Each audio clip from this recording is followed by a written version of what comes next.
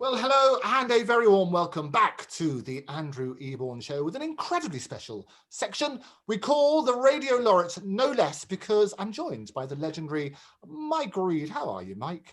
Pretty good, thank you. Yes, I'm already rolling to go here. Oh, I love the rolling to go. It's all good. I'm talking about rolling. Yeah. National Marzipan Day. Who thinks of these things? I don't know, but not everybody likes marzipan. It's an acquired taste, I think. Some people go, oh.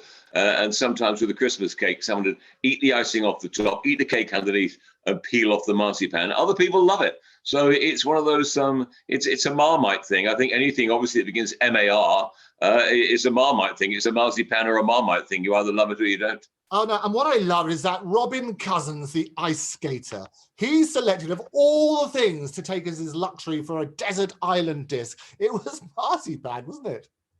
Yeah, it's a very strange luxury to take. Some people take a grand piano or, whatever, tennis racket or football, something to get the marzipan. How far does a box of marzipan go on a desert island? I think you'd be pretty sick after it. Are you a marzipan fan? I don't mind it. I mean, I used to love the little fruits they did when I was a kid because they looked quite dainty and they had little pears and apples and bananas all made out of marzipan. But that's the thing, isn't it? It's about the feast for the eyes, and they look fantastic, but they all taste the same, don't they, all the marzipans? Oh, yeah. They're just different fruits, but they all tasted the same. As a kid, you think, oh, I'll have the apple. Oh, I'll have the orange. They all taste the same. It's irrelevant. It's absolutely. Well, wonderful. I think the number of people that I know who have written poems about marzipan, I could probably not even count on one hand. I think you're the only person I know. Are there any other poets out there who've written about marzipan? I don't think there are, but of course, in one of the old comics, either the Beano or the Dandy, there was rather famously, and you would love this, there was Marzipan the Magician. The people, I think, of my mother or my grandparents' era would have read in the comics in either the Beano or the Dandy. It was a Marzipan the Magician. It was very famous, so kids used to guffaw to his antics back in the day. So there we are. If you're ever looking for a stage name, Andrew, you become the new Marzipan. I thank you. Thank you. They either love him or hate him. And I love an alliteration, as you know. So Marzipan the Magician, if that's not already taken, I think we're having a... But actually, that's how I sort of started as a magician. I used to... Billy the Wiz. If you remember Billy the Wiz in He used to run around. And Billy Wiz, his grandfather's name was William. So when I was first starting as a teenager in the magic world and looking for an obvious alliteration, I went for Willy the Wizard.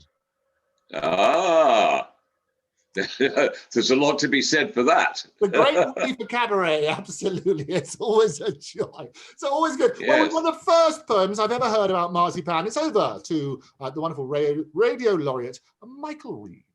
Okay, back with John Cooper Clarke then. I'm not being funny, but even though it's made of sugar and honey, it doesn't suit everybody's tummy. Even though they throw in a few almonds, amen to that. And sometimes to suit, it's turned into imitation fruit. And when someone bakes a cake that looks enticing, they stick it just underneath the icing. And if they need to appeal, they dye it green or pink with cochineal. But in Greece and Cyprus, they keep it white, all right? And hasta la vista, the Maltese mainly eat it at Easter.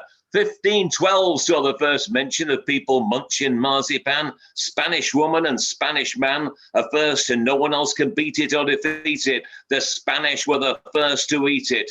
In Portugal, it's unconditional and traditionally made by nuns, and it's shaped into buns and bread in Germany. How many eat it? Quite a few. And when St. Nicholas is due in Belgium and Holland, it's used in Stollen, and they find it quite pleasant to get a New Year present they think is fine of a Gluckschwein. Do you dig? It's a lucky pig. Their marzipan Garden of Eden, and they also eat them in Sweden. And how many chose it as their luxury on desert island discs? Dozens? No, just Robin Cousins. Hey, there you go. And the mention of Robin as well. I love it. Fantastic. Mike Reed, always a joy. We'll see you next time. Thank you very much, Andrew. Bye. Bye-bye. There you go. So the wonderful Mike Reed. Join us next time for more of the same. Until then, bye-bye.